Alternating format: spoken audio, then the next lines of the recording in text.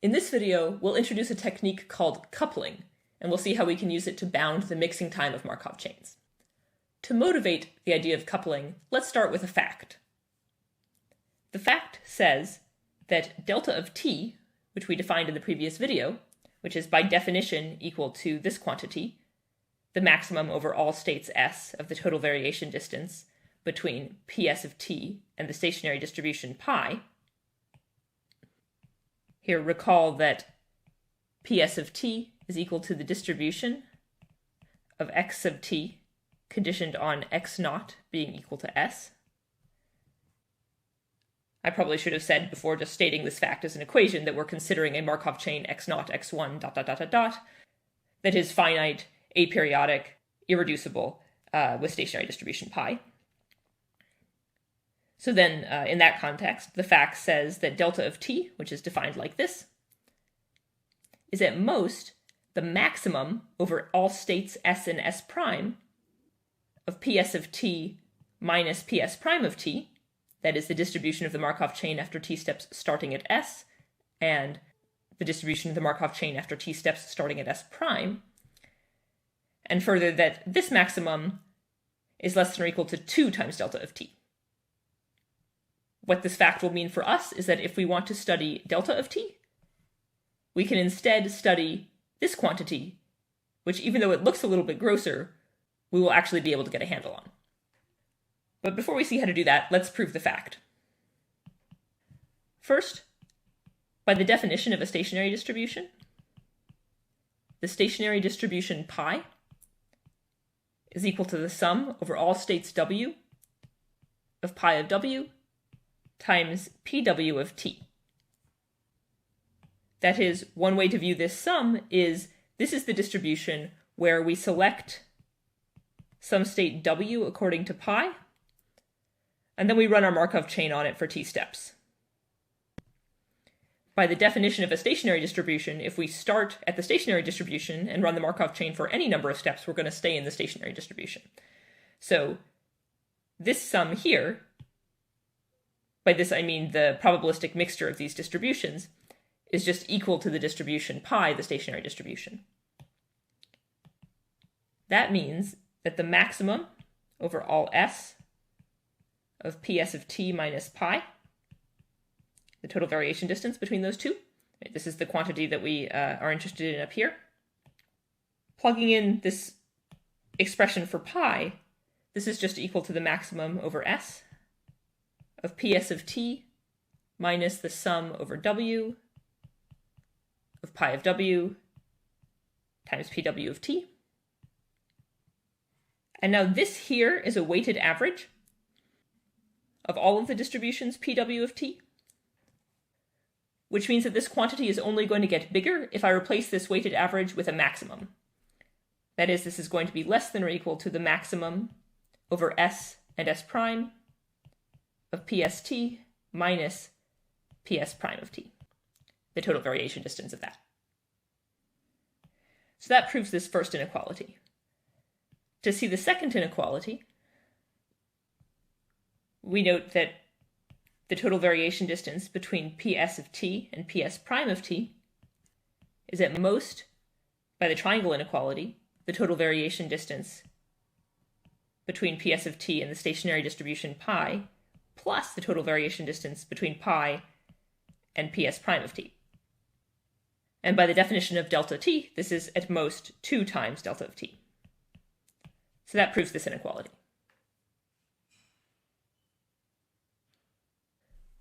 So why did we prove that fact? Well, it inspires the main idea behind coupling. So here's the idea. We would like to bound delta of t, but by this fact here that we just proved, instead we're going to bound this quantity. The fact that we just proved tells us that bounding this quantity will still give us a decent bound on delta of t. How are we going to bound that quantity? We're going to do it as follows. First, for any two states S and S prime, we're going to construct a joint distribution, x sub t and y sub t, so the following things hold. First, the marginal distributions of this joint distribution are such that x sub t is distributed like ps of t, That is, x sub t is like what would happen if we just started our Markov chain at state s and were to run it for t steps. And y sub t is the same thing but started at s prime. We're also going to try to construct this joint distribution so that the probability that x sub t is not equal to y sub t is small. In particular, if we can do this, then this other fact, which we saw in a previous video, this fact about total variation distance, says that the total variation distance between the distributions of xt and yt are small. But the distribution of xt is just ps of t, and the distribution of yt is ps prime of t.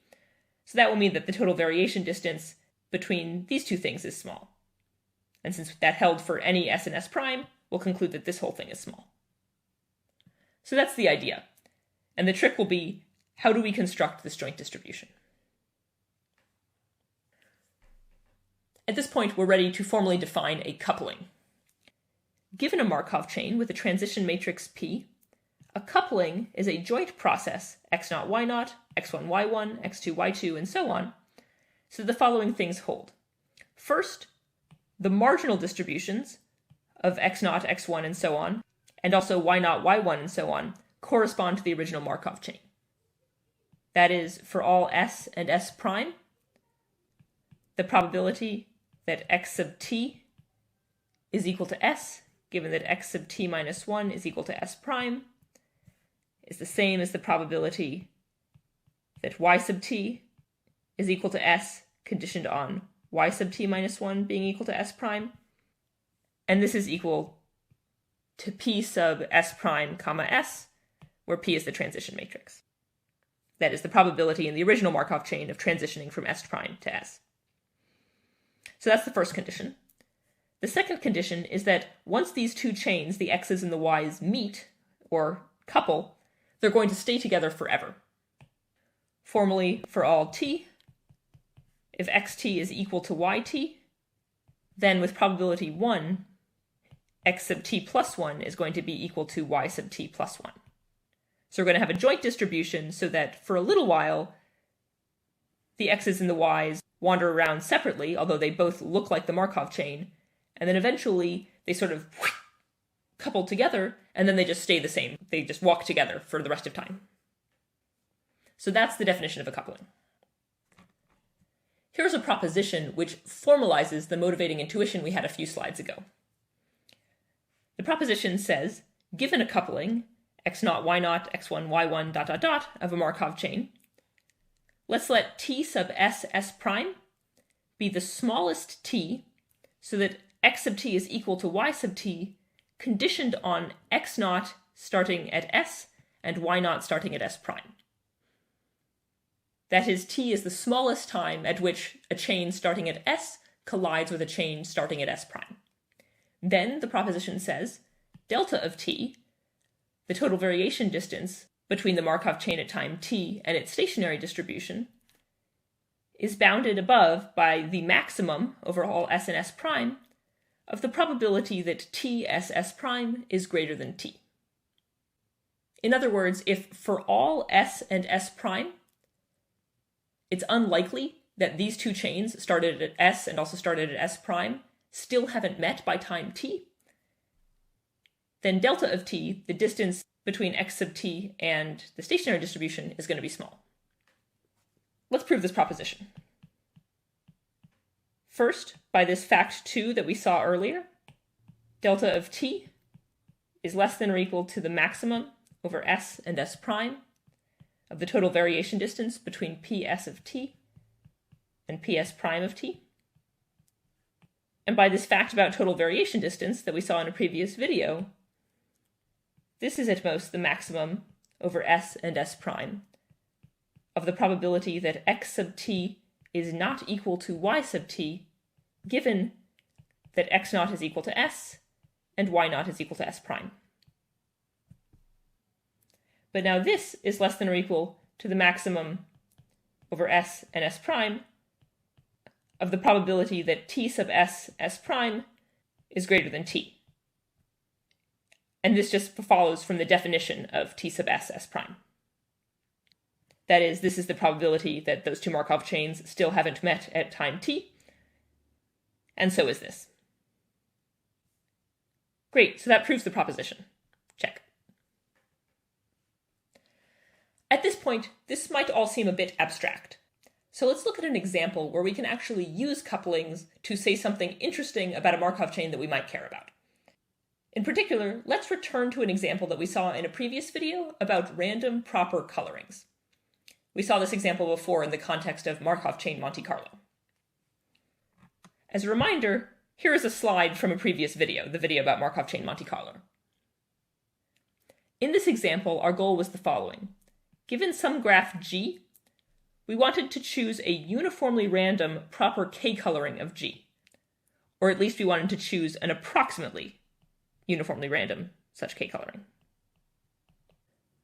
We saw a strategy to do this by setting up a Markov chain whose stationary distribution is uniform, and the idea was we'll just run it for a while and eventually we'll converge to the stationary distribution, hence to the uniform distribution.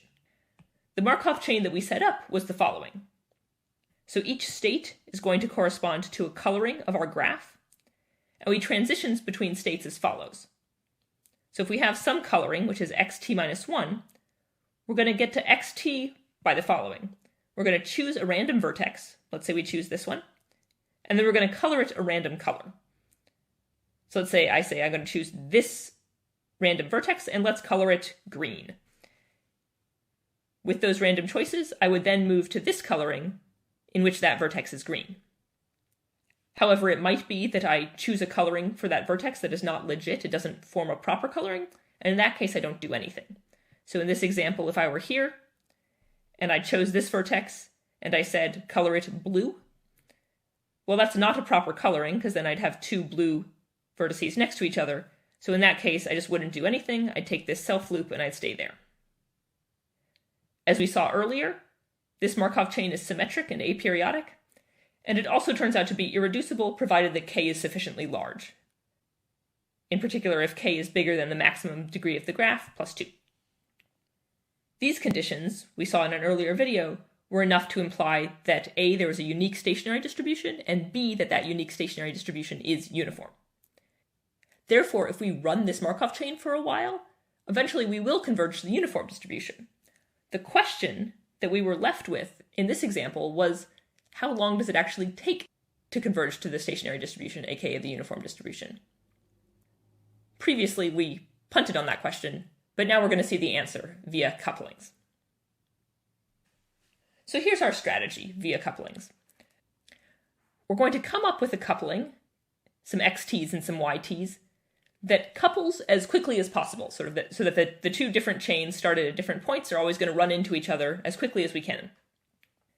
This is going to imply, via this proposition that we just proved, that delta of t is going to be small for reasonably small values of t, aka the mixing time is small. So how do we come up with such a coupling? Here's a first try just to illustrate the definition of a coupling. This won't actually be a very good one for our purposes. So the first try is, let's not do anything fancy. Let's start x0 at s and y0 at s prime, and then just let both of them run independently according to the Markov chain until they happen to collide. And then once they happen to collide, then just sort of run them identically for the rest of time. This is a legitimate coupling. Actually, to make sure that you understand the definition of a coupling, it might be a good idea to pause the video right now if this isn't obvious and check that this does in fact give a legitimate coupling. However, the problem with this coupling for our purposes is that these two chains might take a really long time to collide. I'm not going to do a formal analysis of this, but hopefully intuitively it kind of makes sense. We have these two chains started at different points that are wandering independently around some graph with tons of states, maybe exponentially many states. So hopefully it intuitively makes sense that it might take a long time for these two completely independent random walks to run into each other. Instead of doing that, we're going to come up with another coupling so that things will collide somewhat more quickly. And by doing that, we're going to prove the following theorem. So let G be some graph with n vertices and maximum degree d. And suppose that k, this is the number of colors that we're going to use in our coloring, is at least 4d plus 1. Then, the theorem says, the mixing time of that Markov chain that we saw in the previous slide is going to be bounded by kn times 2 plus log n. In particular, provided that the number of colors k is at least 4d plus 1, here remember d is the degree, then we can approximately sample from the uniform distribution efficiently. We're just going to start this Markov chain wherever we feel like and run it for about kn log n steps. This theorem says that after that amount of time, it's going to get pretty close to the uniform distribution. You might recall that earlier we said that we will eventually converge to the uniform distribution as long as k is greater than or equal to d plus 2. That's what we needed for the chain to be irreducible. So you might be wondering, why this relaxation from k greater than or equal to d plus 2 to k greater than or equal to 4d plus 1? In fact, it is conjectured that this chain will mix quickly under this assumption, but actually it's still an open question. One can do a little bit better than 4d plus 1 though, but I'm not going to do it in this video. Okay, so let's prove this theorem. We're going to do it via couplings, and here's the coupling we're going to use. So the x's, x0, x1, ... are going to be defined as before. That is, I'm going to start x0 at my state s, and then I'm just going to pick random vertices and color them random colors and see what happens. So for example, maybe I'll pick the top right vertex randomly and color it yellow randomly, and then I'll move to this state. Then I'll choose the bottom right vertex randomly, try to color it yellow randomly. That does not result in a legit coloring, so I'm not going to do anything. That'll give me x2, just the same coloring. Then I'll pick the bottom left vertex randomly, color it green randomly, end up here, and so on. Now I'm going to define a chain y0, y1, y2, and so on as follows.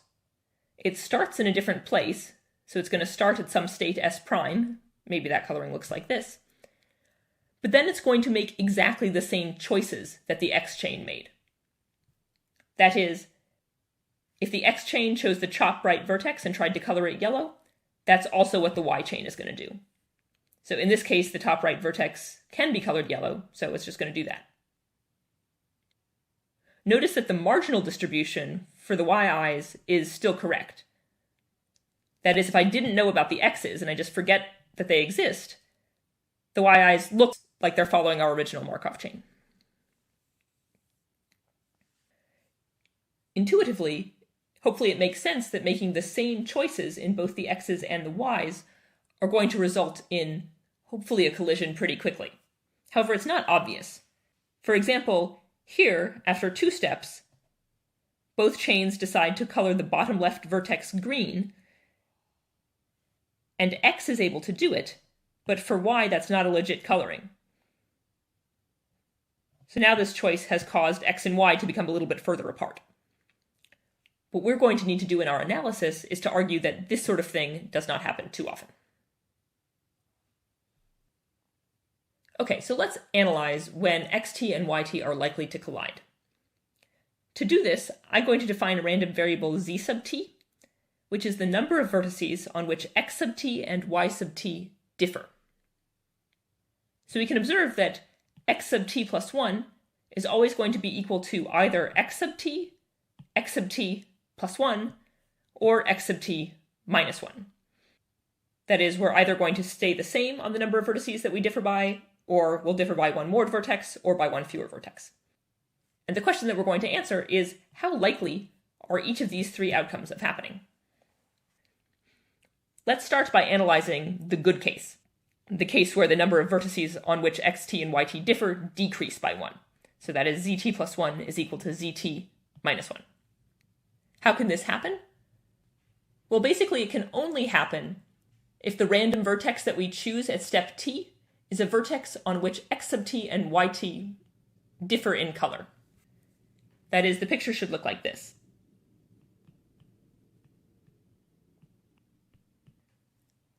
So let's say at time t, this vertex is colored yellow in yt, but colored some other color, let's say purple, in xt. So we're only going to make progress, that is, cause 1 more vertex to agree, if we choose a vertex that looks like this. So let's say we choose this vertex to recolor.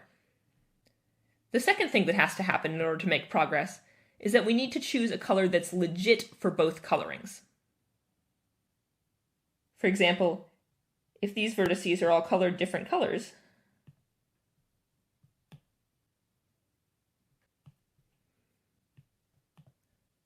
then I need to choose a color for this vertex which is not the same as any of these colors. Okay, so this is the situation in which this occurs. How likely is this situation? Okay, first, how likely are we to choose a vertex on which xt and yt differ? Well, by definition, there are zt such vertices. That's the definition of z sub t. And how likely are we to choose a color that's legit for both colorings? Well, there are at most 2D colors that are not legit. Remember, d is the degree of the graph, so there's at most 2D vertices here, and in particular, there's at most 2D colors that show up in these at most 2D vertices. So if I pick a color that is not one of those 2D colors, there's k minus 2Ds of those, then I'm fine. So there are at least k minus 2D ways to do this. For example, if I were to choose a nice forest green or something like that, then I could color this vertex to be the same color in both x and y. So altogether, the probability that this good case occurs, that zt plus 1 is equal to zt minus 1, conditioned on zt, is at least z sub t times k minus 2d, all divided by n times k. So the numerator here is just the number of ways to make these choices, zt times k minus 2d. And the denominator is just the number of ways to pick a vertex and then pick a color. Now let's turn our attention to the bad case. The case when the number of vertices of disagreement increases by 1. So z sub t plus 1 is equal to z sub t plus 1. So how can that happen? So the way that that can happen is, first, we have to choose a vertex on which xt and yt are the same. So maybe the picture looks like this. And they're both colored this nice cyan blue color. So let's say we choose this vertex to recolor. But then the color that we choose is legit for one coloring, but not the other coloring, and that's going to cause us to make the wrong decision. So for example, say that this vertex here was purple in yt, but in xt that same vertex was orange. Then if I chose the color purple, this chain would get recolored, but this one would not. So then we would have increased the number of vertices on which these two disagree. So how many ways can this happen? So I'm actually going to count this in a somewhat roundabout way. I'm not going to first count the number of ways to do this and then the number of ways to do that. But instead what I'm going to do is I'm going to imagine first picking the vertex that is responsible for this difference. By that I mean this vertex here, the one on which xt and yt differ. So to count the number of ways this can happen, we're first going to pick the vertex v that's responsible for this difference. So in this example, this vertex here is v. How many ways are there to do this? Well, there's at most z sub t ways, because this responsible vertex has to differ in color between xt and yt. Z sub t ways to do this. Next, we're going to pick a neighbor of this responsible vertex to color. In this case, we picked this neighbor to color. It's additionally only bad if this neighbor happens to have the same color, but let's ignore that. It's only going to be more pessimistic. So we're going to pick a neighbor to color, and then we're going to pick a color to color that neighbor, and that color is either going to be orange or purple in this example. That is, it's going to be the color of v in either x or in y. So next we pick a neighbor to color, and we pick a color that's the color of v in either xt or yt. How many ways are there to do this? Well, there's d ways to pick a neighbor of v, because the maximum degree of the graph is d. And there's at most 2 ways to pick a color, because we have to pick it either the color of v in x or the color of v in y. So there's at most d times 2 ways to do this. Altogether, we conclude that the probability that this bad event happens, that zt plus 1 is equal to zt plus 1, conditioned on zt, is at most zt times 2d divided by nk. And once again, this numerator is just the product of these things, so the number of ways for a bad thing to happen, and the denominator is just the total number of things that could happen, number of vertices times number of colors. Okay, so let's come back to this line of thought. We're analyzing when xt and yt are likely to collide. So what we just showed is this. We figured out the probability that zt either decreases by 1 or increases by 1, or at least we bounded these probabilities. From this, we can conclude that the expectation of zt plus 1 conditioned on zt is going to be equal to zt, and then with some probability we're going to have a plus 1, and with some probability we're going to have a minus 1. So the probability of the plus 1 is 2dzt divided by nk. That was this result. And the probability of the minus 1 is zt times k minus 2d divided by nk. Sorry, this shouldn't be an equal, this is a less than or equal to. And you can check that these inequalities that we proved are conveniently going in the right direction. Okay, so what is this? Let's simplify it. This is equal to z times t times 1 minus k minus 4d divided by kn. In particular, if we remember our assumption that k is greater than or equal to 4d plus 1, this is at most zt times 1 minus 1 over kn. Great. So now we can look at this line and take the expectation over zt as well. And what we see is that the expected value of zt plus 1 is equal to the expectation of zt times 1 minus 1 over kn. Sorry, that was a less than or equal again. But this is true for any t, so we can do it again to the expectation of zt, and so on, all the way down to z naught, and we get that this is at most the expectation of z naught times 1 minus 1 over kn raised to the t plus 1. And this in turn is at most n times exp of minus t plus 1 over kn. Here I used the fact that z naught is less than n, always. And then I used the fact that 1 minus x is at most e to the minus x to bound this term by that one. Great. So now that we know that in expectation, the number of vertices on which the x sub t's and the y sub t's differ is decreasing exponentially in t. To put it all together, we just showed this. So that means that if t is greater than or equal to k times n times 2 plus log n, then the expectation of zt, just plugging this into here, is going to be at most 1 over e squared, which is itself less than 1 over 2 times e. And remember that 1 over 2 times e was the somewhat arbitrary threshold we had for the definition of mixing time.